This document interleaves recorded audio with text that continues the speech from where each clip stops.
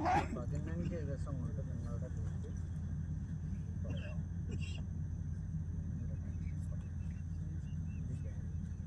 പക്ഷെ ചെയ്യാം, അനുസരണ പറയും.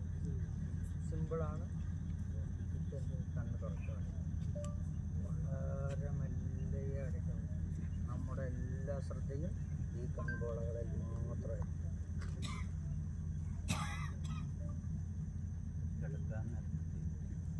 മതി. ഒരു 10 പ്രാവശ്യം നിങ്ങൾ ഡെയിലി ചെയ്യണം.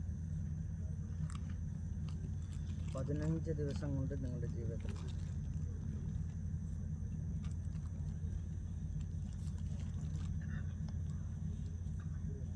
ശ്രമിക്കണം. ഒരു കാര്യം നിസാരമായി കിട്ടിയാൽ ഇത് എന്ത് എന്നായിരിക്കും പലരും. പക്ഷേ അതിനെ ഉപയോഗപ്പെടുത്തിയാൽ അത് ജീവിതത്തിൽ വലിയ നേട്ടങ്ങളെ കൊടുക്കും. ആരെയാണോ നിസ്സാരമായി കാണുന്നത്, ആരെയാണോ വേഷങ്ങൾ കൊണ്ട് പ്രശ്നങ്ങൾ നമ്മളെ ബഹുമാനിക്കുന്നത്, പക്ഷെ അവരായിരിക്കും ജീവിതത്തിലെ ഏറ്റവും വലിയ ആൾക്കാർ. അത് നമ്മൾ സൂക്ഷ്മമായി മനസ്സിലാക്കാൻ ശ്രമിച്ചാൽ. ഇന്ന് നമ്മളിപ്പോൾ ഈ കൂടിയിരിക്കുന്നതിൽ ഓരോ മോശക്കാർ, എല്ലാവരും അറിവാളികളാണ്, എല്ലാവരിലും അറിവ്. പക്ഷേ അത് അറിയാൻ ശ്രമിക്കുക. ആദ്യം നല്ലൊരു കേൾവിക്കാരനായാൽ മാത്രമേ നമ്മൾ ഉയരുള്ളൂ.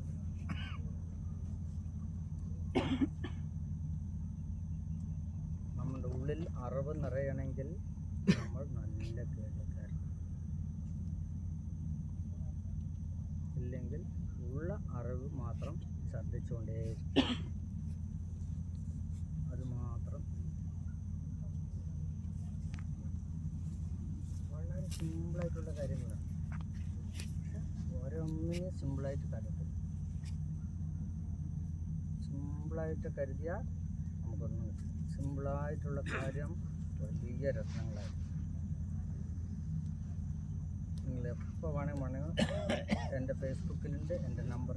നിങ്ങൾക്ക് ഈ അനുഭവം കൃത്യമായി ചെയ്യണം. ചെയ്യാണ്ട് ഞങ്ങൾ അങ്ങനെയാണ് ഇങ്ങനെയാണ് പറയുന്നത്. കൃത്യമായും ഇത് ശ്വാസവും നിങ്ങളുടെ കൺപോളകളെയും നിരീക്ഷിച്ച് നിങ്ങൾ വളരെ എത്രത്തോളം നിങ്ങൾക്ക് സമയം പിടിച്ചിട്ട് അടയ്ക്കാൻ പറ്റുമോ, എത്ര സമയം പിടിച്ച് നിങ്ങൾക്കത് പോളകൾ നിവർത്താൻ പറ്റുമോ, നിങ്ങളെ കോൺസെൻട്രേഷൻ ഒരു 10 പ്രാവശ്യം ഇത് തുറക്കലും അടയ്ക്കലും 10 പ്രാവശ്യം ചെയ്യുക. ഒരു 15 ദിവസം ഈ പ്രക്രിയ ഇന്ന് മുതൽ നിങ്ങൾ ചെയ്യണമെങ്കിൽ 15 ദിവസം കൊണ്ട് ജീവിതത്തിൽ മാറ്റം വരും. ഇത് 100% കാണും. നിങ്ങളുടെ മൈൻഡിന് മാറ്റം വരും, നിങ്ങളുടെ BP കുറയും, നിങ്ങൾക്ക് ഷുഗർ ഉണ്ടെങ്കിൽ കുറയും, എല്ലാം കുറയും. നമുക്ക് ശാന്തതയാണല്ലോ ആവശ്യം. ആ ശാന്തത ഇത് ഗ്യാരണ്ടി ആയിട്ടുള്ള, പക്ഷെ ചെയ്യണം, അനുസരണം. അത് മാത്രം. ഇപ്പോൾ തന്നെ നമുക്കൊരു 5-10 മിനിറ്റ് മാത്രമാണ് നമ്മളിതിനു വേണ്ടി ഇപ്പോൾ ഉപയോഗിച്ചേക്കുന്നത്. എന്നാൽ സാറ് തന്നെ ഒന്ന് പറയണം, സാറിന് എങ്ങനെ അത് ഫീൽ ചെയ്തു? ഗുഡായിട്ട് നല്ലൊരു അവസ്ഥയുണ്ടായി. അതെ, മക്കളൊന്ന് പറഞ്ഞേ, മോള് പറഞ്ഞേ. സാർ, എല്ലാവരും നല്ലൊരു ശാന്തി, സമാധാനം. നമ്മൾ എവിടെ പുറത്തല്ല നമ്മൾ ഫീൽ ചെയ്തേ, നമ്മുടെ ഉള്ളിലാണ് ഫീൽ ചെയ്തേ അല്ലേ? അപ്പം നമ്മുടെ ഉള്ളിൽ തന്നെ എന്തൊക്കെയാണ് ഉള്ളത്, ഇതൊക്കെ ഉണ്ട്. പക്ഷെ നമ്മളൊന്ന് അറിയുക, അതിന് നമ്മൾ നമ്മുടെ ഉള്ളിലേക്ക് തന്നെ പോകണം. നേരത്തെ പുള്ളിക്കാരൻ പറഞ്ഞിട്ട് പോയി, ജ്ഞാനം കിട്ടുമ്പോൾ ആനന്ദം ലഭിക്കും ഇല്ലേ? അപ്പോൾ അത് പുറത്ത് അന്വേഷിച്ചാൽ കിട്ടത്തില്ല, നമ്മുടെ ഉള്ളിലേക്ക് തന്നെ തിരിയണം. അപ്പോൾ നമുക്ക് ഇന്ന് ഈ കൂടിയിരിക്കുന്ന ഈ ഇരിക്കുന്ന ജനങ്ങൾക്ക് എത്രയോ വിശേഷപ്പെട്ടവരാണ് നമ്മളൊന്ന് സ്വയം നമ്മളെ ഒന്ന് ചിന്തിച്ച് നോക്കിയേ. ലക്ഷക്കണക്കിന് ആൾക്കാർ ഇന്നത്തെ ദിവസം ഇവിടെ വന്നിട്ട് പോയി. പക്ഷെ ഇന്ന് ഈ പൗർണമി ചന്ദ്രൻ്റെ നിഴലാണ് നിൽക്കുന്നത്. ഈ നിഴലിൽ ഇരിക്കുന്നു നമ്മൾ എത്രയും പേര്. ഓരോ വ്യക്തികളും ഒന്ന് സ്വയം ചിന്തിച്ച് നോക്കിയാൽ നമ്മൾ എത്രത്തോളം വിശേഷപ്പെട്ടവരാണെന്ന്. നമുക്കിന്ന് കിട്ടിയിരിക്കുന്നത് സ്വാമിയിൽ നിന്ന്, സ്വാമി നേരത്തെ പറഞ്ഞതുപോലെ ഇത് ഒരു ചെറിയൊരു സംഭവമാണെന്ന് ആരും കരുതി കളയരുതേ. നമ്മുടെ ജീവിതത്തിലെ ഏറ്റവും വിലമതിക്കുന്ന ഒരു വലിയൊരു രത്നമാണ് നമുക്കൊക്കെ കിട്ടിയിരിക്കുന്നത് എന്ന് ഈ വെറുതെ കിട്ടിയതുകൊണ്ട് ഇതിന് വില കൽപ്പിക്കാതിരിക്കരുത്. ഒന്നാമത് നമ്മളൊക്കെ വന്നിരിക്കുന്നത് അതെ അതെ, കാരണം എല്ലാവരും ഫീസ് കൊടുത്തൊക്കെ പഠിക്കാൻ പോവും. അങ്ങനെയുള്ള സാർമാരും അങ്ങനെയുള്ള ഗുരുക്കന്മാരും ഒക്കെ വലിയ ലെവലിലല്ല. നമ്മൾ വെറുതെ കുറേ തർക്കിച്ചിട്ട് കാര്യമില്ല. ആദ്യം ഇതുപോലുള്ള കാര്യങ്ങളൊന്നും അടങ്ങുക, നമ്മൾ നമ്മളിലേക്ക് തന്നെ ഒതുങ്ങുക, കുറച്ച് നമ്മൾ തന്നെ ശാന്തമാവുക, നമ്മൾ തന്നെ എന്നിട്ട് പരസ്പരം നമ്മൾ തന്നെ എല്ലാവരും പരസ്പരം സ്നേഹിക്കുക. ലോകത്ത് നടക്കുന്നതെന്തോ ഇന്ന് സ്നേഹമെന്ന് പറയുന്നത് ഇല്ല, കാരണം തർക്കം മാത്രമേ ഉള്ളൂ. ഇങ്ങനെയൊക്കെ കുറച്ച് നേരം ഇരുന്ന് വരുമ്പോൾ നമ്മളിൽ തന്നെ സ്വാമി പറഞ്ഞ പോലെ നമ്മളിൽ മാറ്റം സംഭവിക്കും.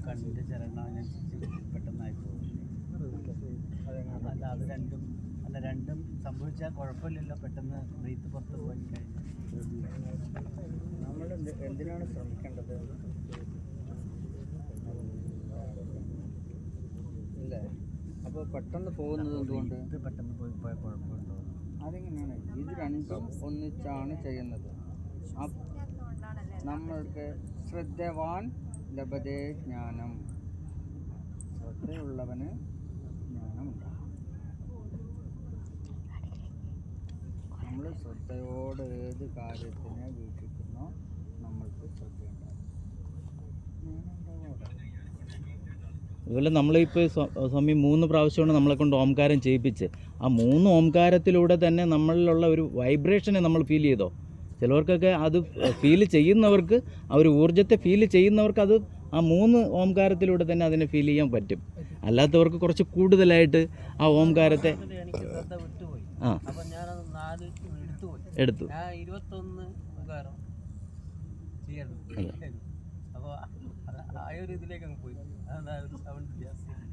അപ്പോൾ ഇപ്പം നോക്കിയാൽ കുറച്ച് മുൻപ് നമ്മളിവിടെ ഒരു കാക്കകൾ അടികൾ കൂടുമ്പോലെ ആയിരുന്നു. ഇത് ഇപ്പോഴോ എന്ത് ശാന്തം! ഇതല്ലേ ഒരു ലോകം നമുക്ക് വേണ്ടത് അല്ലേ? അപ്പോൾ അതിനുള്ള മാർഗ്ഗമാണ് നമ്മുടെ മുന്നിൽ നമ്മുടെ ഋഷിവര്യന്മാർ നമുക്ക് തന്നിരിക്കുന്നത്. അതിൽ ഒരു ഋഷി നമ്മുടെ മുന്നിൽ ഈ പാതിരാത്രി ഇരിക്കുക. അപ്പോൾ ഇവരിൽ നിന്ന് കിട്ടുന്നത് നമ്മൾ നേടിയെടുക്കുക. നമ്മൾ ഇവരിൽ നിന്ന് കിട്ടുന്നത് നേടിയെടുക്കുക. ഇവരനുഭവിച്ചതിൽ നിന്ന് ഇവരെങ്ങനെ ഇത് അനുഭവിച്ചോ ഇവരുടെ അനുഭവം നമുക്ക് തരുന്നു. അതിൽ നിന്ന് നമുക്കെന്ത് നേടാം? നമ്മൾ ഓരോരുത്തരും അതിലേക്ക് ശ്രമിക്കുക. ഈ BP ഷുഗറിന് നിങ്ങൾ ഒരു ഇംഗ്ലീഷ് മരുന്നും കഴിക്കേണ്ട ആവശ്യമില്ല. നിലവിൽ കഴിച്ചുകൊണ്ടിരിക്കുന്നവർ കഴിക്കുക. ഈ ഒരു കൃത്യമായിട്ടുള്ള ഈ ഒരു പ്രക്രിയ നിരന്തരം നിങ്ങൾ ചെയ്യുകയാണെങ്കിൽ നിങ്ങൾക്ക് BP എന്നുള്ള സംഭവം ഉണ്ടായില്ല.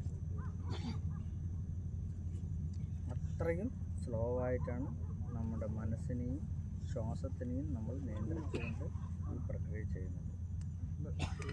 ശാന്തമായിട്ട് മനസ്സിന് അത്രയും സോഫ്റ്റായിട്ട് കൊണ്ടുവരും. അതിനനുസരിച്ച് നമ്മുടെ ഈ വൈബ്രേഷൻ ഇങ്ങനെയുള്ള വൈബ്രേഷൻ ഉണ്ടല്ലോ, അത് കുറച്ച് ഇങ്ങനെ അപ്പോൾ ശാന്തത വരുന്നവിടെ ആനന്ദമുണ്ട്.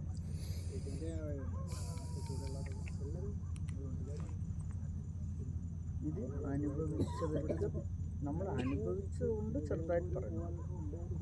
വലിയ ജ്ഞാനിയല്ല, എന്നാൽ ചെറിയ അനുഭവങ്ങൾ ഉള്ളിലുള്ളതുകൊണ്ട് അത് മറ്റുള്ളവർക്കൊന്ന് പകരാനാണ് ഞാൻ ഇന്നലെയും വന്നു. അങ്ങനെയുള്ള ഞാൻ എവിടെ ഒരു വീടുകളിൽ ഒരു ഫംഗ്ഷൻ എന്തെങ്കിലും പോയാലും നമ്മളിങ്ങനെ ഒരു ഭാഗത്തിരിക്കും. അപ്പോൾ കുറേ കുട്ടികൾ കൂടും, കുറേ ആൾക്കാർ വട്ടത്തിൽ കൂടും. അപ്പോൾ എന്തെങ്കിലുമൊക്കെ കഥകളിങ്ങനെ പറയും. ഇതൊക്കെ നമുക്ക് കൊടുക്കാൻ പറ്റുള്ളൂ. അത് ഉൾക്കൊള്ളുന്നവർ ഉൾക്കൊള്ളും. 100 ആളിൽ 4 ആൾ ഉൾക്കൊണ്ടായി. സമയം ഉറപ്പായിട്ട് ഇതൊരു കാര്യം നമുക്ക് വ്യക്തമായിട്ട് അറിയാതെ ഈ കൂടിയിരിക്കുന്ന ഈ ശ്രദ്ധിക്കുന്ന നമ്മൾ ഏതൊരു ധ്യാന രീതിയുടെയും അടിസ്ഥാന തത്വം എന്ന് പറയുന്നത് ശ്രദ്ധയാണല്ലോ. ഏതൊരു ധ്യാന രീതി അത്രത്തോളം അത് ശ്രദ്ധയാണ്. അപ്പോൾ ഈ ഇരിക്കുന്നതിൽ ഓരോരുത്തരും അവരുടെ കാതുകൾ ഇങ്ങോട്ട് ശ്രദ്ധിക്കുക സ്വാമിയിലേക്ക്. അപ്പോൾ അവരുടെ ആ ശ്രദ്ധ, അപ്പം വെറുതെ ഇരിക്കുന്നവരല്ല, അപ്പോൾ അവർക്ക് കിട്ടിയിരിക്കുന്നത് ചെറിയൊരു സംഭവമല്ല എന്ന് ഓരോരുത്തരും മനസ്സിലാക്കുകയാണ്. അപ്പം സ്വാമി ഇതുപോലുള്ള കാര്യങ്ങളാണ് ഇനിയും മുന്നോട്ടും നമുക്കൊക്കെ സ്വാമിയിൽ നിന്ന് ഇനിയും കിട്ടേണ്ടത്.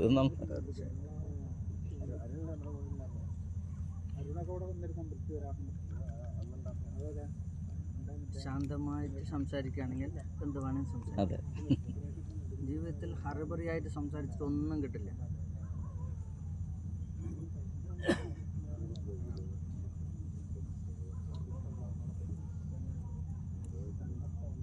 കൂടുതൽ അറിവുകൾ ഉൾക്കൊള്ളാൻ ശ്രമിക്കുക. അറിവുകൾ ഉൾക്കൊള്ളാൻ ശ്രമിക്കുന്നതിനനുസരിച്ച് നമുക്ക് അജ്ഞത നീങ്ങും. അജ്ഞത നീങ്ങുമ്പോൾ നമ്മൾക്കുള്ളിൽ പ്രകാശം ഉണ്ടാകും.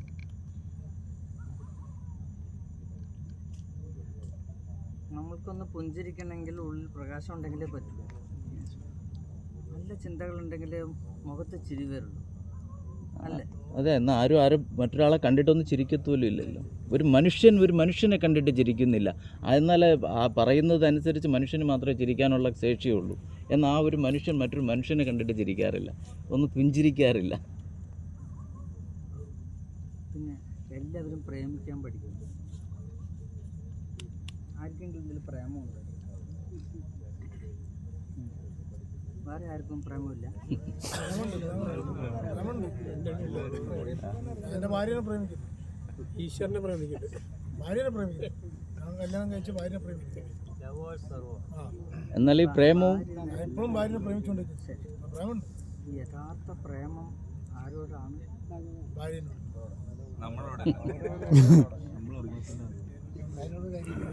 നമ്മൾ ചോദിക്കില്ലേ, വെച്ച് വാങ്ങില്ല. സ്വാമി പറഞ്ഞില്ല അതിൻ്റെ അറിവ്, അല്ലേ? അപ്പോൾ നിങ്ങളുടെ ഉള്ളിലുള്ള ചൈതന്യത്തെ പ്രേമിക്കാൻ ശ്രമിക്കുക.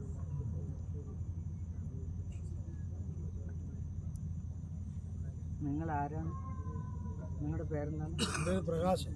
പ്രകാശം. നമ്മളെ കാണുന്നുണ്ടോ? ഓ, കാണുന്നുണ്ട്. എന്തുകൊണ്ട് കാണുന്നു? കണ്ണുകൊണ്ട്. കണ്ണുകൊണ്ട്. അപ്പോൾ കണ്ണല്ല കാണുന്നത്, കണ്ണു കൊണ്ടാണ് കാണുന്നത്.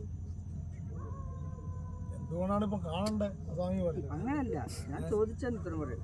നിങ്ങൾ കണ്ണാണോ കാണുന്നത്, കണ്ണുകൊണ്ടാണോ കാണുന്നത്? ഞാനിപ്പം സ്വാമിനെ കാണുന്നത് എൻ്റെ കണ്ണുകൊണ്ട്. കണ്ണുകൊണ്ട്. കണ്ണുകൊണ്ട് ആര് കാണുന്നു? ഞാൻ കാണുന്നു. ഞാൻ എന്നത് ആര്? ഞാൻ തന്നെ. ഞാനെന്ന് വെച്ചാൽ ഞാൻ തന്നെ. ഈ ശരീരമാണോ? ഞാൻ എന്ന് വെച്ചാൽ കൈയാണോ? ഞാൻ എന്നൊരു വ്യക്തി.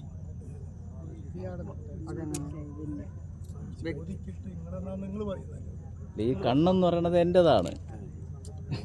സ്വാമിനോട് ചോദിച്ചറിയുമ്പോൾ അത് തന്നെയാണ് ഞാൻ ഉദ്ദേശിക്കുന്നത്. കണ്ണിലൂടെയാണ് നിങ്ങൾ കാണുന്നത്, അല്ലേ? കണ്ണിലൂടെയാണ് കാണുന്നത്. കണ്ണട വെച്ച് കാഴ്ച കണ്ണടയിലൂടെ കാണും. കണ്ണടയില്ലാതെ നിങ്ങൾ കണ്ണിലൂടെയാണ് കാണുന്നത്. ഈ കണ്ണിലൂടെ കാണുന്നത് ആര്? അത് ശ്രദ്ധിച്ചിട്ടുണ്ടോ? കണ്ണിലൂടെ ആരാണ് നിങ്ങൾ ഈ പ്രപഞ്ചത്തെ കാണുന്നത്? കണ്ണിലൂടെ ആര് കാണുന്നു? കാണാൻ ഒരാൾ വേണമല്ലോ, അല്ലേ? അത് കാണാനുള്ളൊരു മാധ്യമമാണ് കണ്ണ്. അപ്പോൾ കാണുന്ന ആളാരാണ്?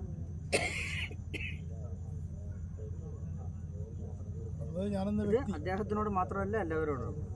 കാണുന്നത് അകത്തിലെ ചൈതന്യം. ആ ചൈതന്യം മരിച്ചു പോയ ഒരാൾക്ക് കണ്ണ് കാണാൻ പറ്റില്ലല്ലോ. അതാണ് ഞാൻ പറയാൻ വന്നത്, അല്ലേ? ആ ചൈതന്യം ഇല്ലെങ്കിൽ കാണാൻ പറ്റില്ല. അപ്പോൾ ഈ ചൈതന്യമാണ് ഈ ശരീരത്തിൽ നിങ്ങൾക്ക് ആ ചൈതന്യം ഉള്ളത് കൊണ്ടാണ് ആ ചൈതന്യത്തിന് ബ്രഹ്മം എന്ന് പറയാം, ആത്മാവെന്ന് പറയാം, ജീവൻ എന്ന് പറയാം, അല്ലെങ്കിൽ എനർജി എന്ന് പറയാം. പല പേര് വിളിക്കാം. അമ്മയ്ക്ക് പല ഭാഷയിലും അമ്മ എന്ന് പറയാം. പക്ഷെ എല്ലാം അമ്മ തന്നെ. അമ്മ പറഞ്ഞാലും ഡാഡി പറഞ്ഞാലും, അല്ലേ, അമ്മയാണ്. അപ്പോൾ ഈ ഒരു ജീവനെയാണ് പല പേരുകളിൽ പറയുന്നതെങ്കിലും യഥാർത്ഥത്തിൽ അത് ആ ജീവൻ, ആ പവർ, അല്ലേ? ആ പവറാണ് നിങ്ങൾ കണ്ണിലൂടെ കാണുന്നത്, അല്ലേ? ആ ആത്മാവാണ് നമ്മൾ ഈ ലോകത്തെ കാണുന്നത്. അല്ലാതെ മരിച്ചുപോയ ആൾക്കും ഈ കണ്ണുണ്ട്, മൂക്കുണ്ട്, ശരീരങ്ങളുണ്ട്, ഇന്ദ്രിയങ്ങൾ എല്ലാം ഉണ്ട്. എന്തുകൊണ്ട് പ്രവർത്തിക്കുന്നില്ല? ചൈതന്യം പോയി. ആ കണ്ണുകൊണ്ട് അതായത് ജീവൻ അറ്റ് കിടക്കുന്ന ഒരാൾക്ക് കാണാൻ സാധിക്കുന്നുണ്ടോ? ഇല്ലെങ്കിൽ നമ്മൾ തട്ടി വിളിച്ചാൽ സംസാരിക്കുന്നുണ്ടോ? ഇല്ലല്ലോ. എന്തെങ്കിലും അറിയുന്നുണ്ടോ? ഇല്ല. ഈ പഞ്ചഭൂതങ്ങളും ഈ പഞ്ചേന്ദ്രിയങ്ങളും എല്ലാം നിശ്ചലമാകാൻ കാരണമെന്ത്? ഉള്ളിലുള്ള സത്തുപോയി. സത്തുപോയി. ഈ ഉള്ളിലുള്ള സത്തുള്ളത് കൊണ്ടാണ് നമ്മളെല്ലാവരും ഇപ്പോൾ സംസാരിക്കുന്നതും കേൾക്കുന്നതും കാണുന്നതും എല്ലാം. ഈ സത്തില്ലാത്ത ഒന്നിനെ ഒരാൾക്കും കാണാനും പറ്റില്ല, ഒന്നിനും പറ്റില്ല. അപ്പോൾ ഈ സത്തിനെ നമ്മൾ പരിപാലിക്കാൻ ബാധ്യസ്ഥനാണ് അല്ലേ? നല്ല ഒരു വണ്ടിയിൽ നല്ല ഡ്രൈവർ വേണമെങ്കിൽ വണ്ടിൻ്റെ പാർട്സ് എല്ലാം കറക്റ്റായിരിക്കണം, എന്നാലേ കറക്റ്റായത് ഓടുള്ളൂ. അതിന് പെട്രോൾ അടിക്കേണ്ടവിടെ മണ്ണെണ്ണ ഒഴിക്കുകയോ പച്ചവെള്ളം ഒഴിക്കുകയോ ചെയ്താൽ ശരിയാവുമോ? ഇല്ല. അപ്പോൾ എന്ത് വേണം? നല്ല ഭക്ഷണങ്ങൾ കൊടുക്കുമ്പോൾ അത് നല്ല രീതിയിൽ പ്രവർത്തിക്കും. അല്ലാത്ത ശരിയല്ലാത്ത അതിൻ്റെ ഫ്ലോയിൽ കൊടുക്കുമ്പോൾ അതിൻ്റെ പാർട്സുകളൊക്കെ നഷ്ടപ്പെടും. അപ്പോൾ നമ്മൾ കഴിക്കുന്ന ഭക്ഷണത്തിലൂടെ കിഡ്നി പോകാം, ലിവർ പോകാം, ശ്വാസകോശ സംബന്ധമായ അസുഖങ്ങൾ വരാം, പല പ്രശ്നങ്ങളും വരാം.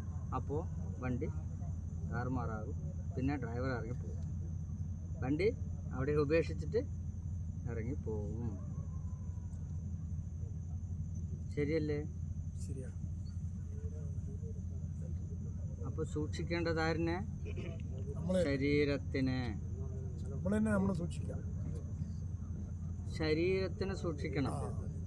ശരീരത്തിനെ ആദ്യം സൂക്ഷിച്ചാലേ ഈ ശരീരത്തിൻ്റെ ഉള്ളിലാണ് ഈ ജീവൻ ഇരിക്കുന്നത്. ഈ ശരീരം ഉണ്ടെങ്കിൽ മാത്രമേ പല പ്രവർത്തനങ്ങളും നടത്താൻ പറ്റുള്ളൂ. ചിന്തിക്കാനും ഓടാനും പണിയെടുക്കാനും മക്കളെ നോക്കാനും ഭാര്യയോട് കിടക്കാൻ എല്ലാത്തിനും പറ്റും. ഈ ശരീരം പോയാൽ അപ്പോൾ ശരീരത്തിൽ നല്ല ഭക്ഷണം കൊടുക്കുക, നല്ല വെള്ളം കൊടുക്കുക. സമയം ഉദാഹരണമല്ലേ, ഒരാൾ മരിച്ചു കഴിഞ്ഞാൽ ഭർത്താവ് മരിച്ചു കഴിഞ്ഞാൽ ഭാര്യ പറയും എൻ്റെ ഏട്ടൻ പോയേന്ന് പറയും. പക്ഷെ ആളവിടെ കിടക്കുന്നുണ്ടാവുമല്ലോ, ആളും പോയിട്ടുണ്ടാവില്ലല്ലോ. മകന്മാരെ അച്ഛൻ പോയേന്ന് പറഞ്ഞ കാര്യം, അനിയന്മാരെ ഏട്ടൻ പോയേന്ന് കാര്യം, ഇയാളവിടെ കിടക്കുന്നുണ്ടാവും. അപ്പൊ ആരെ പോയി? പോയത് ഉള്ളിലുള്ള പ്രാണൻ. ഇത് കുറച്ച് നേരത്തെ വന്ന ഒരു ചോദ്യത്തിനൊരു ഉത്തരവും ഇതിൽ നിന്ന് തന്നെ ഉണ്ടാവും, മനസ്സിലാക്കില്ലേ സ്വാമി? എന്ന് വെച്ചാൽ ഈ പറയുന്ന ആ ഒരു ചൈതന്യം തന്നെയാണ് ഈ ഇരിക്കുന്ന എല്ലാ ശരീരങ്ങളിലും നിൽക്കുന്നത്. അമ്മ പോയി അല്ലെ ഏട്ടൻ പോയി അനിയൻ പോയി, ആളവിടെ കിടക്കുന്നുണ്ടാവും. ഇല്ല സാറേ, ഈ പറയുന്ന ചൈതന്യം തന്നെയാണ് ഈ കാണുന്ന ശരീരങ്ങളിലെല്ലാം ഇരിക്കുന്നത്. അപ്പോൾ ആ ചൈതന്യത്തിന് പിന്നെ അവിടെ അയിത്തമുണ്ടോ? ആ അറിവ് കിട്ടുന്ന ആള് സകലതിനെയും ഞാൻ തന്നെയാണെന്ന് വിശ്വസിക്കുകയല്ല ചെയ്യുന്നത്, അനുഭവിക്കുന്നു. എന്ന് വെച്ചാൽ കാണുന്നതിൽ അവൻ വേറെ ഇവൻ വേറെ എന്നില്ല, അത് ഞാൻ തന്നെയാകുന്നു. തത്വമസി, നീ എന്ത് തേടി വന്നു അത് നീ തന്നെയാകുന്നു. കളിയാക്കുന്ന ആളുകളുണ്ട്. അന്യമസ്ത്രനെ നിങ്ങൾക്ക് എന്താ അങ്ങനെ നമ്മളാക്കുന്ന ആൾക്കാർ ഒന്നും പാടില്ല, എന്തൊക്കെ ജീവിതത്തില്ല അല്ലേ. അപ്പം മരണം വീട്ടിൽ പോയാൽ എന്തിനാ കുളിക്കുന്നത്? അതെ, അതെന്തിനാ കുളിക്കണം? മനുഷ്യന്റെ ശരീരത്തിൽ 10 പ്രാണനുണ്ട്. പ്രാണൻ, അപാനൻ, വ്യാനൻ, ഉദാനൻ, സമാനൻ എന്ന് പറയുന്ന 5 പ്രാണന് 5 ഉപപ്രാണന്മാരുമുണ്ട്. നാഗൻ, കൂർമൻ, കൃകലൻ, ദേവദത്തൻ, ധനഞ്ജയൻ. ധനഞ്ജയൻ എന്ന് പറയുന്ന 10ാമത്തെ പ്രാണൻ അഗ്നിശുദ്ധി കൊണ്ടേ വിട്ടുപോകും. ഈ അഗ്നിശുദ്ധി കൊണ്ട് വിട്ടുപോകുമ്പോൾ നെഞ്ചാങ്കോട് പൊട്ടിത്തെറിച്ചിക്കണമെന്നൊക്കെ പറഞ്ഞ് നമ്മൾ കേട്ടിട്ടില്ലേ? അതായത് ചിതയിൽ നെഞ്ചാങ്കോട് പൊട്ടിത്തെറിക്കണം പിടവെന്ന് പറഞ്ഞ് ഒച്ച കേൾക്കണ കേട്ടിട്ടില്ലേ? ആ സൗണ്ട് കേൾക്കണത് വേറൊന്നുമല്ല, ധനഞ്ജയൻ എന്ന് പറയുന്ന 10ാമത്തെ പ്രാണൻ വേർപെട്ട് പോകുന്ന സമയമാണ്. ഈ ധനഞ്ജയൻ എന്ന് പറയുന്ന 10ാമത്തെ പ്രാണൻ വേർപെട്ട് പോകുന്നൊരു സമയത്ത് അണുവിമുക്തമായി തന്നെ നമ്മൾ ഇരിക്കണം. കാരണം ഈ ചിതയിൽ വെച്ച് സംസ്കാരം നടക്കുന്ന സമയത്ത് ഈ പ്രാണം പൊട്ടിത്തെറിക്കുമ്പോൾ അവിടെ ഭയങ്കരമായിട്ടുള്ള സ്ഫോടനമാണ് നടക്കുന്നത്. ഈ സ്ഫോടനം നടക്കുന്നത് നമ്മുടെ ശരീരത്തേക്കൊക്കെ വ്യാപിക്കുമ്പോൾ അത് മാറിപ്പോകാൻ വേണ്ടിയിട്ടാണ് നമ്മൾ കുളിക്കുന്നത്. ആ കുളിയിൽ പറയണം. ഇപ്പോൾ സത്യം പറയാൻ മനുഷ്യൻ്റെ ശരീരം ഒന്ന് ഇച്ചിരി മുമ്പ് ചേട്ടൻ ചോദിച്ചു, ക്ഷേത്രത്തിൽ ശാന്തിയെ തൊട്ടാൽ എന്താ കുഴപ്പം? സപ്തധാതുക്കൾ നശിച്ചു പോകുന്നത് നമ്മളെ. കാരണം അവൻ്റെ കൂട്ടത്തിൽ നിൽക്കണ ചൈതന്യങ്ങൾ നമ്മളുടെ ചുറ്റിനും, അവൻ്റെ ചുറ്റിനും നിൽക്കുന്ന ചൈതന്യങ്ങൾ നമ്മളുടെ സപ്തധാതുക്കളെ നശിപ്പിക്കാൻ പാകപ്പെട്ടതാണ്. അതായത് നമ്മൾ ഹരിനാമകീർത്തനം വായിച്ചിട്ടുണ്ടോ? ഹരിനാമകീർത്തനം വായിച്ചിട്ടില്ലേ? അത് ഐ കൂട്ടിയിട്ടൊരു കാര്യം പറയണ്ട. ഐ കൂട്ടിയിട്ട് 5 5 മുടൻ 6 8 മുടൻ 8 മുടൻ 83 7 ചൊവ്വോട് 5 മവി 2 തത്വമതിൽ ഏവുന്ന രാമഹരി നാരായണ. 5 പഞ്ചഭൂത നിർമ്മിതമായ ശരീരം, പഞ്ചഭൂതം ആകാശം, ഭൂമി, അഗ്നി, ജലം, വായു ആയിട്ടുള്ള 5 ഭൂതങ്ങളാൽ നിർമ്മിതമായിട്ടുള്ള ശരീരത്തിൽ 5 പ്രാണൻ, അപാനൻ, വ്യാനൻ, ഉദാനൻ, സമാനൻ എന്ന് പറയുന്ന 5 പ്രാണൻ. ഈ 5 പ്രാണൻ 5 ഉപപ്രാണന്മാർ. അതുപോലെ തന്നെ 5 വിഷയങ്ങൾ. ത്വക്കിനെ തൊട്ടാലറിയാം, നാവിനെ രസിച്ചാൽ അറിയാം, കണ്ണിനെ, അതിനെല്ലാത്തിനും 5 വിഷയങ്ങളുണ്ട്. സപ്തധാതുക്കൾ 5 5 അപ്പം 25 കാര്യങ്ങളായി. 6 പിന്നൊരു 5 കൂടി കൂട്ടി പിന്നൊരു 6 ഷടാധാര നിർമ്മിതമായ ശരീരം. പിന്നൊരു 8 കാമം, ക്രോധം, ലോഭം, മോഹം, മതം, മാത്സര്യം, അസൂയ, ഡംബം എന്ന് പറയുന്ന അഷ്ടരാഗങ്ങളാൽ നിർമ്മിതമായ ശരീരം. അതിനകത്ത് സപ്തധാതുക്കളുണ്ട്. ശബ്ദം, ത്വക്ക്, ചർമ്മ, മാംസ, രുധിര, മേധോ, മജ്ജ, അസ്ഥി, ശുക്ലാദികൾ ഉൾപ്പെടുന്ന എല്ലാ കാര്യങ്ങളും മനുഷ്യൻ്റെ ശരീരത്തിലുണ്ട്. ഈ ശരീരത്തിലെ ചില കാര്യങ്ങൾ നഷ്ടത്തിലേക്ക് പോകും. ഇപ്പം ഇച്ചിരി മുമ്പ് ചേട്ടൻ ചോദിച്ച ചോദ്യത്തിൻ്റെ ഉത്തരമാണ് അത്. ഈ ശാന്തിക്കാരെ അല്ലെങ്കിൽ ഉപാസകന്മാരെ ചെന്ന് സ്പർശിക്കുമ്പോൾ അവരിലേക്കുണ്ടാകുന്ന കുഴപ്പമാണ്. പിന്നെ ഇപ്പം ഇവിടെ ഒരു പറഞ്ഞൊരു കാര്യമില്ല, ഏതായിരുന്നു? മരണത്തിൽ. ഈ മരണത്തിലെ 10ാമത്തെ പ്രാണം വിട്ടുപോകുമ്പോഴും മനുഷ്യൻ്റെ ശരീരത്തിന് ഹെവിയായിട്ടുള്ള എന്താണ്? അശുദ്ധിയുണ്ട്. അശുദ്ധിയല്ല, അതൊരു രോഗമാണ്, അതൊരു ക്വാറന്റീനാണ്. അശുദ്ധിയല്ല, അതൊരു ക്വാറന്റീനാണ്. 16 ദിവസത്തെ ക്വാറന്റീനാണ് എല്ലാവർക്കും. നമ്മളെ പൂർവീകരന് പൊലാന്ന് പറഞ്ഞു. ആ പുലയെന്ന് പറഞ്ഞാൽ കൊറോണ തപ്പള ക്വാറന്റൈൻ ആയത്. അത് അന്നേരം ക്വാറന്റീൻ എന്താണെന്ന് മനസ്സിലായത് അപ്പോഴാ. കൊറോണ വേണ്ടി വന്നു മനുഷ്യനെ ക്വാറന്റീനായി മനസ്സിലാക്കാൻ വേണ്ടി. അപ്പൊ ശരിക്കും ഈ 16 ദിവസം നമ്മൾ കുളിക്കണം. 16 ദിവസം മരിച്ച വീട്ടിൽ പോയി വന്നാൽ കുളിക്കണം. ചേട്ടാ ഞാൻ പറയട്ടെ, എൻ്റെ അറിവാണ് കേട്ടോ, എൻ്റെ അറിവായിരിക്കണമെന്നില്ല നിങ്ങൾക്ക് എല്ലാവർക്കും. ഞാൻ പറയണത് ഒറ്റ കാര്യമാണ് പറയണം. ഭാഗവതത്തിൽ പറയുന്നുണ്ട്, ഏകാദശം കൊണ്ട് ശുദ്ധി ഉണ്ടായിടും, അല്ലേ സ്വാമി? 12ാമത്തെ ദിവസം കൊണ്ട് ശുദ്ധി ഉണ്ടായിടും. 12 ദിവസമേ പുല ആചരിക്കേണ്ടതുള്ളൂ എന്ന് പറയുന്നത്. 16ാമത്തെ ദിവസം ആചരിക്കുന്നത് എന്തിൻ്റെ തത്വത്തിലാണെന്നറിയില്ല.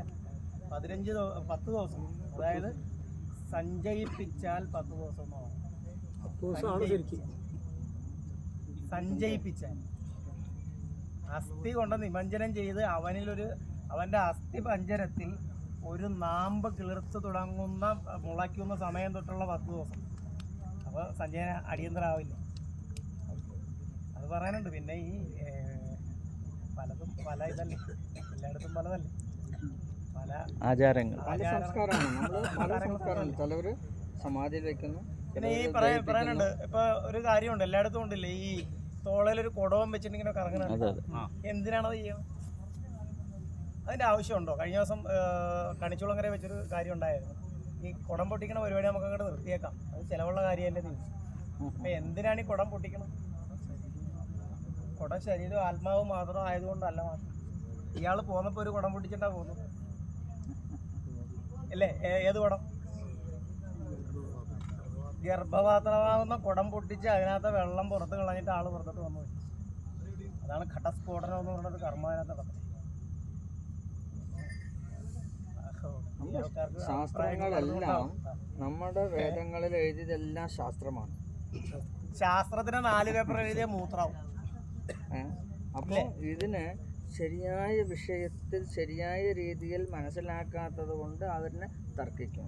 ഇതങ്ങനെയല്ല, ഇതിങ്ങനെയല്ല. അല്ല, നമ്മൾ കൂടുതൽ തർക്കിക്കാൻ അല്ല, നമ്മൾ ഒന്നില്ല അറിയുക. ഈ ഒരു ചർച്ച വരുമ്പോൾ ഇതിൽ അറിവുള്ളവർ നിറയുണ്ട്. അപ്പോൾ അറിവുള്ളവർ അറിവില്ലാത്തവരെല്ലാം അങ്ങോട്ടും ഇങ്ങോട്ടും പരസ്പരം കൈമാറിയിട്ട് പല അറിവുകളും നമ്മൾക്ക് പകരാൻ പറ്റും. ഈ അറിവ് പകരുമ്പോൾ നമ്മൾക്ക് ശാന്തതയുണ്ടാവും. അറിവില്ലാത്തതാണ് നമുക്ക് അജ്ഞാനം. അജ്ഞാനം ഉണ്ടാകുമ്പോഴാണ് നമ്മൾ ശാന്തി തേടി മറ്റുള്ള ഭാഗത്തേക്ക് ഓടുന്നത്. ശാന്തിക്ക് അദ്ദേഹത്തിൻ്റെ അടുത്ത് പോകണം, ഇദ്ദേഹത്തിൻ്റെ അടുത്ത് പോകണം, അദ്ദേഹത്തിൻ്റെ അടുത്ത് പോയാൽ ശാന്തി കിട്ടും. ആ ശാന്തിക്കാരൻ വേണം.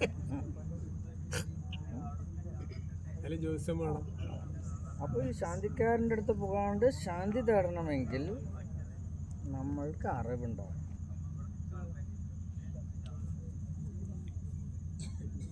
ചെറിയ ചെറിയ വിഷയങ്ങളാണ്. ഇപ്പോൾ കുറേ കാര്യങ്ങൾ ആ ചേട്ടൻ പഠിച്ചിട്ടുണ്ട്. ആ കാര്യങ്ങളൊക്കെ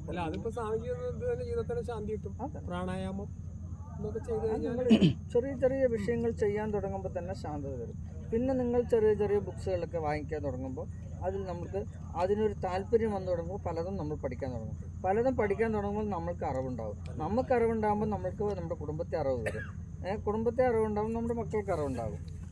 നമ്മുടെ ജനറേഷൻ അങ്ങനെ അറിവിലേക്ക് വരും. അറിവുണ്ടായ വ്യക്തി നന്നാവും, വ്യക്തി നന്നായ സമൂഹം നന്നാവും, സമൂഹം നന്നായ നാട് നന്നാവും. അതന്നെ പറയുന്നത് കാര്യം. ഒരു അറിവിന്റെ പൂന്തോട്ടമാണ് ഇപ്പൊ ദേ ഇവിടെ ഇരിക്കുന്നത്. അല്ല, ഹിന്ദു എന്ത് ചെയ്താലും അന്ധവിശ്വാസമാണ്.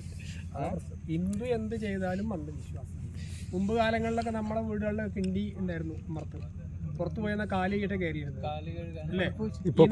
അല്ലല്ല, അത് നമ്മൾ കൊല്ലാന്ന് പറഞ്ഞു, ക്വാറന്റൈന് തന്ന് പാവങ്ങൾ പറഞ്ഞില്ല. ഇപ്പൊ കൊറോണ വന്നപ്പോ കൈകളോട് കഴുകല്. അപ്പൊ എന്താ അന്ധവിശ്വാസം. കൊറോണ വന്നപ്പോ അത് നല്ല വിശ്വാസം അല്ലേ? ഇതൊക്കെയാണ് ഇതിന്റെ പ്രശ്നങ്ങൾ. നമ്മൾ പഠിച്ചില്ല. അപ്പോൾ മരിച്ച 10 ദിവസം മുമ്പിൽ പുറത്തേക്ക് ഇറങ്ങേണ്ടതെന്ന് പറഞ്ഞാൽ അണുക്കൾ മറ്റുള്ളവർക്ക് പകരണ്ടെന്ന് വെച്ചിട്ടാണ് പുറത്തേക്ക് ഇറങ്ങാണ്ടിരിക്കുന്നത്. അപ്പോൾ നമ്മളെന്താ ഈ അന്ധവിശ്വാസം ഇപ്പോൾ അത് നമ്മളത് ക്വാറന്റൈൻ എന്ന് പറഞ്ഞില്ല, പാവങ്ങൾ കൊലാന്ന് പറഞ്ഞു. അതാ പറ്റിയത്. ക്വാറന്റൈൻ പറഞ്ഞാണ് പറ്റിയത്. അത് ക്വാറന്റൈൻ എന്നുള്ളത് ഇംഗ്ലീഷ് വാക്ക് അല്ല, അത് പറയുകയാണെങ്കിൽ മലയാളം പറയാൻ അല്ലേ, അത് പറയുകയാണെങ്കിൽ അംഗീകരിച്ചത് ആളുകൾ. ക്വാറന്റൈൻ പറയുകയാണെങ്കിൽ ഇംഗ്ലീഷിൽ പറഞ്ഞിരുന്നുവെങ്കിൽ അംഗീകരിച്ചത് ലോകം അംഗീകരിച്ചു. കൊലാന്ന് പറഞ്ഞാൽ ഇല്ല, അല്ല, അങ്ങനെയെല്ലാം സാധിച്ചു. സംശയം ഇതാണ് ഈ സംശയ നിവാരണം. ശാന്തതയിലൂടെയും ആനന്ദത്തിലൂടെയും ആകുമ്പോൾ പ്രശ്നമുണ്ട്, അല്ലാതെ ആകുമ്പോഴാണ് രൂക്ഷമാകുന്നത്. ഇപ്പൊ കയറി നിന്ന് കുറെ BP ഇപ്പൊ അങ്ങ് ഡൗൺ ആയല്ലേ, ശാന്തമായില്ലേ? അല്ല, കുഴപ്പമൊന്നുമില്ല. ഹിന്ദുവിന്റെ ഏറ്റവും ഹിന്ദു ആവണം തന്നെ ഒന്നും അറിയരുത് എന്നുള്ളതാണ്. ഓനാണ് ഹിന്ദു. അങ്ങനെയൊന്നും പിടിയിട്ടില്ലേ? മിനിമം ക്വാളിഫിക്കേഷൻ അതാണ്. ഹിന്ദുവിനൊന്നും അറിയരുത് എന്നവനാ ഹിന്ദു. അറിഞ്ഞ പ്രശ്നമാണ്. അല്ലെ, ഒന്നും അറിയാത്ത മറ്റു മതസ്ഥരാണ് ഇത്രയും അറിവുകളുള്ള ഈ ഹിന്ദു സമ്പ്രദായത്തെ, സിസ്റ്റത്തെ കുറ്റം പറയുന്നത്. കാരണം അവർക്കൊന്നും അറിയത്തില്ല. അവരുടേതായ ഒരു ലിമിറ്റഡ് അറിവുകളാണ് അവരുടെ വേദഗ്രന്ഥങ്ങളിലൊക്കെ ഉള്ളത്. ലിമിറ്റഡാ. ഇവിടെ ഒരുപാടുണ്ട്. നമുക്ക് ഇഷ്ടംപോലെ നമ്മുടെ ഗ്രന്ഥങ്ങളില്ല, എല്ലാത്തിനും ഗ്രന്ഥങ്ങളാണ്. ഒരു കുട്ടി ജനിക്കുന്നത് മുതൽ മരണം വരെ എങ്ങനെ, എപ്പോ, എവിടെ, ഏത് എല്ലാം വൃത്യമായി പറഞ്ഞു തരുന്ന ഗ്രന്ഥങ്ങളാണ്. അതാണെങ്കിൽ ഒരു സംശയം പറഞ്ഞാൽ നമ്മൾ രാവിലെ നീറ്റ് വൈകുന്നേരം കിടക്കുന്നത് വരെയുള്ള കാര്യങ്ങൾ എത്ര ഉണ്ട്? രാവിലെ നമ്മൾ കൃത്യമായിട്ടാണോ ചെയ്യുന്നത്? അല്ല, നമ്മൾ രാവിലെ കാലത്ത് എണീക്കുന്നത് വൈകിട്ട് 8 മണിക്ക് എണീക്കും. ജോലി ഉണ്ടെങ്കിൽ നേരത്തെ എണീക്കും. ഞായറാഴ്ച ആണെങ്കിൽ 11 മണിക്ക് എണീക്കും. അല്ല, ഇതിനൊക്കെ പ്രാർത്ഥനകളുണ്ടല്ലോ. നീക്കുമ്പോ പ്രാർത്ഥന ഉണ്ട്, എങ്ങനെ കിടക്കണം എന്നുണ്ട്, എങ്ങനെ നീക്കണം എന്നുണ്ട്. ഈ പ്രാർത്ഥന ചെയ്തിട്ട് ഇപ്പൊ എന്ത് കിട്ടും? അതാണ് ചോദ്യം. ഈ പ്രാർത്ഥന ചെയ്താൽ വേറൊന്നുമല്ല, നിന്റെ മനസ്സിനെ സ്റ്റെപ്പായി അടക്കിക്കൊണ്ട് വരുന്നു മാത്രം. സ്വാമിജി, വേറൊരു കാര്യം ചോദിക്കട്ടെ. ഇപ്പോൾ നമ്മൾ ഈ ഹോട്ടൽ ഭക്ഷണം കഴിച്ചാൽ പ്രശ്നമാണെന്ന് നമ്മളെല്ലാവരും പറയുന്നുണ്ട്. അതെന്തുകൊണ്ടാണ്? ആ ഹോട്ടൽ ഭക്ഷണം എന്ന് പറഞ്ഞാൽ അതിൽ കാശിന് വേണ്ടി ഉണ്ടാക്കുന്ന ഭക്ഷണമാണ്. നമ്മളെ വീട്ടിലെ അമ്മ ഉണ്ടാക്കുന്ന ഭക്ഷണം എന്ന് പറഞ്ഞാൽ ശരിക്കും മന്ത്രം ജപിച്ചിട്ട് അരി ഇട്ടിട്ടാണ് ആ ഭക്ഷണം ഉണ്ടാക്കല്ലേ? പിന്നെ എത്ര അമ്മമാരെ മന്ത്രം ജപിക്കുന്നുണ്ട് മന്ത്രം അല്ലേ? അരി ഇടുമ്പോ മന്ത്രമുണ്ട്, ഭക്ഷണം കഴിക്കുമ്പോ മന്ത്രം ജപിക്കുന്നത്. ആർക്കാ ജപിക്കുന്നത്? മനസ്സ് ശരിയില്ലാത്ത. അതെ, മണമത് സെമ്മയാനാൽ മന്ദിരം തേവയില്ല. മന്ത്രം ആവശ്യമില്ല. നല്ല മനസ്സുള്ളവന് ഒരു മന്ത്രം ആവശ്യമില്ല. ഈ മനസ്സ് ശരിയില്ലാത്തവനാണ് ഈ മന്ത്രത്തിലൂടെ മനസ്സിനെ നിയന്ത്രിക്കുന്നത്, അല്ലേ? അപ്പം അടുക്കളയിലാണെങ്കിൽ പാചകം ചെയ്യുമ്പോൾ നല്ല ഇപ്പോൾ കുറേ വീടുകളിലൊക്കെ അങ്ങനെ നല്ല എന്തെങ്കിലും കീർത്തനങ്ങൾ വെച്ചാൽ അത് കേട്ടുകൊണ്ടാണ് ഇപ്പോൾ പാചകം ചെയ്യുന്നത്. അല്ലാതാകുമ്പോൾ സീരിയൽ വെച്ചിട്ട് അവിടെ അടിപൊളി ഉണ്ടാകും, ഇവിടെ ഇളക്കിക്കൊണ്ടിരിക്കും. മോളുടെ അടുത്ത് ചോദിക്കണേ, എന്താടി അത് അവൻ ആരോടെ പോയി? ഈ ചിന്തയാണ്. പിന്നെ അടിപൊളി, അവർ കുത്തിയോ വെട്ടിയോ, ഈ പ്രശ്നങ്ങളാണ്, ഈ വൈബ്രേഷനാണ് ഈ ഉണ്ടാക്കുന്ന പാത്രത്തില്. ഇത് കഴിക്കുമ്പോൾ പിന്നെ അവരെന്താവും? ജോലിക്ക് പോണവരുടെ അടുത്തൊക്കെ അടി കൊടുക്കും. തീർച്ചയായിട്ടും നമ്മൾ ഓരോ വാക്കുകളിലും ഓരോ പ്രവൃത്തിയിലും ഓരോ ഭക്ഷണത്തിലും നമുക്ക് വൈബ്രേഷൻ ഉണ്ട്. കഴിക്കുന്ന ഭക്ഷണത്തിലും കുടിക്കുന്ന വെള്ളത്തിലും നമുക്ക് ശാന്തതയുള്ള ഭക്ഷണം കഴിച്ചാൽ നമുക്ക് ശാന്തത ഉണ്ടാകും. അല്ല, അതിനാണ് കഴിക്കുന്നത് എന്ത് ഭക്ഷണമാണ് അതിന് മുമ്പ് നമസ്കരിച്ചിട്ട് അതിനൊന്ന് ശാന്തമാക്കി നേരത്തെ സ്വാമിജി ഒരു അഭിപ്രായം പറഞ്ഞു. നേരത്തെ ഒരു അഭിപ്രായം പറഞ്ഞു. ഭക്ഷണത്തിന് വെജിറ്റേറിയനും നോണിനെ പറ്റിയൊരു അഭിപ്രായം പറഞ്ഞു. അധ്വാനിക്കുന്നവർ കുറച്ചൊക്കെ നോൺ കഴിക്കണം എന്നുള്ളൊരു അഭിപ്രായം പറഞ്ഞു. അങ്ങനെ ആന വെജിറ്റേറിയനാണല്ലോ. ആന വെജിറ്റേറിയൻ നല്ല നോൺ വെജിറ്റേറിയൻ ആവണം. അതിന് നല്ല ശക്തിയുണ്ട്. അല്ല, അപ്പോൾ നമുക്ക് വേണ്ടത് മനസ്സിനാണോ ശക്തി, ശരീരത്തിനാണോ ശക്തി വേണ്ടത്? ഈ നല്ല ശക്തിയുള്ളൊരു ശരീരം വേണം. അപ്പോൾ അതിനുള്ള നല്ലൊരു ശക്തിയുള്ള മനസ്സുണ്ടാവും. ശക്തിയിലെ മനസ്സല്ലേ വേണ്ടത് ശരിക്കും? ശക്തിയുള്ള മനസ്സാണ് വേണ്ടത്. ശരീരം വേണം. ശക്തിയിലെ മനസ്സിന് ശക്തിയിലെ ശരീരം ഉണ്ടാവുമല്ലോ. അല്ല, നമ്മള് വേദങ്ങളില് അതാ ഞാൻ പറയാം. അതില് ഇപ്പൊ അതല്ല, ഇപ്പൊ വലിയൊരു തടിമാടൻ തിരിച്ചറിവ് ഉണ്ടാകണം. എന്താണ് സാവിജി? അറിവില്ലാത്തവർക്ക് എങ്ങനെ തിരിച്ചറിവ് ഉണ്ടാകും? സാവിജി, നല്ലൊരു തടി ആരോഗ്യമുള്ള ഒരാള് 50 കിലോത്തിന്റെ ചാക്കിന്റെ സിമെന്റ് ചാക്ക് വെച്ചു കൊടുത്തു. അവന് പൊന്തൂലാന്ന് മനസ്സ് തോന്നി കഴിഞ്ഞാൽ പൊന്തില്ല. കാര്യം മറിച്ച് സാധാരണ ഒരാൾ വന്നിട്ട് അത് ചിലപ്പോൾ പൊക്കിയെടുക്കുകയും ചെയ്യും. ഒരു വെജിറ്റേറിയനായ ആള്, ശരീരമൊന്നും ഇല്ലാത്ത ഒരാൾ, ആ മനസ്സിന്റെ ശക്തിയോടെ ആ ഇച്ഛാശക്തി, ഞാനത് പൊക്കുന്ന വിചാരിച്ചാൽ പൊക്കിയിരിക്കും. നമ്മുടെ വേദങ്ങളില് അല്ലേ അഷ്ടാവക്രന്റെ ഒരു ഇതുണ്ട്, അഷ്ടാവക്ര അല്ലേ? ഈ അഷ്ടാവക്രൻ എങ്ങനെയുള്ള ആളായിരുന്നു? ശരീരത്തിന് 8 വളവുകൾ. അദ്ദേഹത്തിന് അപ്പോൾ ശരീരമാണോ മനസ്സാണോ അവിടെ പ്രവർത്തിച്ചത്? മനസ്സ്. അയാളുടെ ബുദ്ധി മനസ്സ് അല്ലേ? മനസ്സിനാണ് ശക്തി വേണ്ടത്. മനസ്സിന് ശക്തിയും ആ ബുദ്ധിയുടെ തിളക്കവും ആണ് എല്ലാവരെയും വിജയിപ്പിച്ചത്. അപ്പോൾ എല്ലാവർക്കും എന്ത് വേണം? നല്ല മനസ്സും തെളിവുള്ള ബുദ്ധിയാണോ ആവശ്യം. അതിനു വേണ്ടി നമ്മൾ ശ്രമിക്കുക തന്നെ വേണം. അതിന് സാധന ചെയ്തേ പറ്റൂ. സാധന ചെയ്യണം, നിത്യേന സാധന. നമ്മൾ നിത്യേന ഭക്ഷണം കഴിക്കുന്നുണ്ടോ? നമ്മുടെ ശരീരത്തിന് വേണ്ടിയിട്ടുള്ള ഭക്ഷണം കഴിക്കണേ. മനസ്സിനും ഈ ശരീരത്തിനും മനസ്സിന് എന്ത് വേണം? സാധന ചെയ്യണം. സാധന ചെയ്യണം. എന്നാലേ മനസ്സിന് ബലം കിട്ടും. ബലം കിട്ടില്ല. അതിനാണ് നിത്യേന പ്രാർത്ഥന, അല്ലെങ്കിൽ നിസ്കരിക്കൽ, അല്ലെങ്കിൽ വേദം അവർ ചൊല്ലൽ, എല്ലാവരും നിരന്തരം ചെയ്യുമ്പോൾ ഈ മനസ്സിൻ്റെ ശക്തി കൂടും. അവിടെ ഇച്ഛാശക്തി കൂടും, ദൃഢനിശ്ചയം കൂടും. ഈ ദൃഢനിശ്ചയം ഇച്ഛാശക്തി ഇല്ലാത്തത് എന്തുകൊണ്ടാണ്? കൃത്യനിഷ്ഠ ഇല്ലാത്തതുകൊണ്ട്. കൃത്യനിഷ്ഠ ഇല്ലാത്തതുകൊണ്ട് നമ്മൾ കൃത്യമായ സമയാസമയങ്ങളിൽ പോകും. ചായ കുടിക്കേണ്ട സമയത്ത് കഴിക്കാൻ പോകും, കഴിക്കേണ്ട സമയത്ത് ചോറുണ്ണും. എന്ത് ഭക്ഷണം കഴിക്കുകയാണെങ്കിൽ 2 എണ്ണം അടിച്ചാലേ ഒന്നൊന്നും ശരിയാവുള്ളൂ. ഉറങ്ങേണ്ട സമയത്ത് ഇങ്ങനെയൊക്കെയാണ് നമ്മുടെ ഇപ്പം മാറിക്കൊണ്ടിരിക്കുന്നത്. അല്ലേ? ഉറങ്ങേണ്ട സമയത്ത് ഉണർന്നിരിക്കും, ഉണരേണ്ട സമയത്ത് ഉറങ്ങും, അല്ലേ? അങ്ങനെ മൊബൈലിൽ തോണ്ടി അങ്ങനെ ഈ നമ്മുടെ സിസ്റ്റം കംപ്ലീറ്റ് മാറി. സിസ്റ്റം മാറുന്നതുകൊണ്ട് ഒരുപാട് മാറ്റപ്പെടുത്താറുണ്ട്. അടിമുടി മാറ്റം. അത് നമ്മളിൽ നിന്ന് തുടങ്ങിയാൽ നമ്മുടെ കുടുംബത്തിൽ അത് ഏറ്റെടുക്കണം. കുടുംബം ഏറ്റെടുക്കുമ്പോൾ നമ്മുടെ പരിസരത്തുള്ള കുടുംബങ്ങൾ ഏറ്റെടുക്കണം. അങ്ങനെ ആ ഒരു വൈബ്രേഷൻ നമ്മൾക്ക് ഒരു പോസിറ്റീവ്. അവിടെ നല്ല മരം നല്ല വളർന്നു വന്നിരിക്കുന്നത് എന്താണെന്ന് എല്ലാവരും ആലോചിക്കും. പോകുന്നവരും കാണുന്നവരും നല്ലൊരു വീട്ടിൽ നല്ല പൂച്ചട്ടി, നല്ലൊരു അടിപൊളി നിറയെ പുഷ്പങ്ങളുണ്ട്. പോകുന്നവരും എല്ലാവരും നോക്കും. അവർ ചിന്തിക്കും, എൻ്റെ വീട്ടിൽ ഇതൊന്നും കൊണ്ട് വെച്ചൂടെ ഇല്ലേ? ചിന്തിക്കില്ലേ? കാണാൻ നല്ല ഭംഗിയുള്ള പൂവുണ്ടെങ്കിൽ എനിക്കിതിൻ്റെ ഒരു കൊമ്പ് കൊണ്ടൊന്ന് വെച്ച് പിടിപ്പിച്ച് എൻ്റെ വീട്ടിലും ഈ പൂന്തോട്ടം ഉണ്ടാക്കണം. അപ്പോൾ നമ്മുടെ ഒരു വീട് നന്നായാൽ മറ്റുള്ളവർക്കും അത് നമുക്കൊന്ന് അനുകരിക്കാൻ തോന്നും. ആത്മീയത കുറച്ച് ബുദ്ധിമുട്ടുള്ള കാര്യമാണ്. ആത്മീയത അവിടെ ഇരിക്കട്ടെ, ആത്മീയത പറയണ്ട, കൂടണ്ട.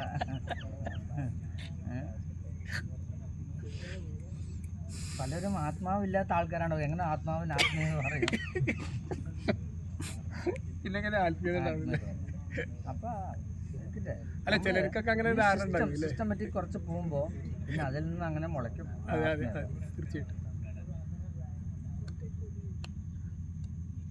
ഒന്ന് ത്യജിച്ചെങ്കിലേ മറ്റൊന്ന് നേടാൻ പറ്റുള്ളൂ, അല്ലെങ്കിൽ പറ്റില്ല.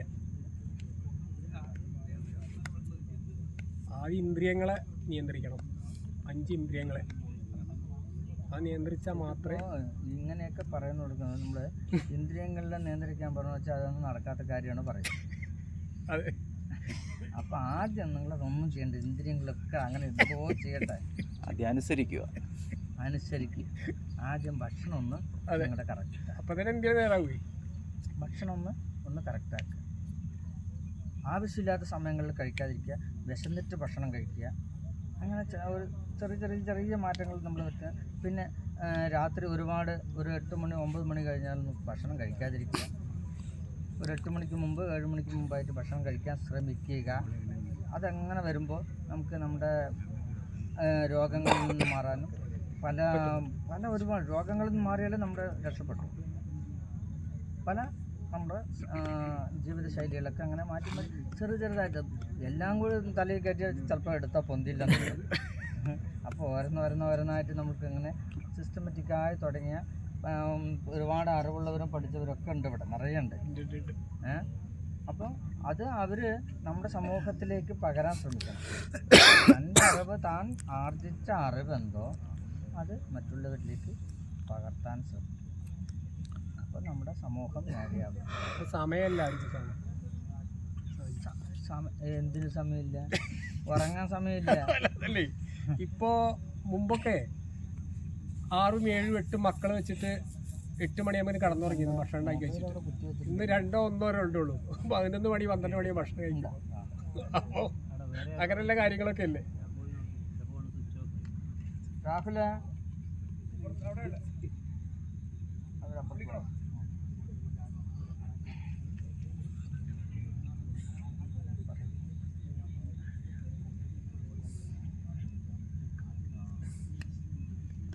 गुरु बाबा, बाबा जी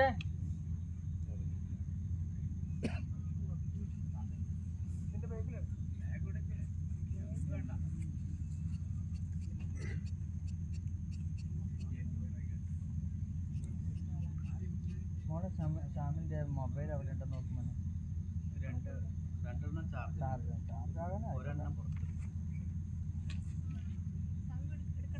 അല്ല, ചാർജ് ആയിട്ടുണ്ടെങ്കിൽ അടുത്ത്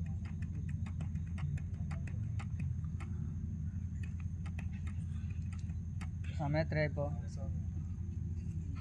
2 ആരെങ്കിലും ഉറങ്ങാൻ ശ്രമിക്കുന്നുണ്ടോ? ഉണ്ടാവാൻ പോകും. കുറച്ച് നേരമെങ്കിലും ഉറങ്ങണ്ടേ? വേണമെന്നില്ല. അപ്പോൾ അതിൽ ചാർജ് അകറ്റിയാണ്.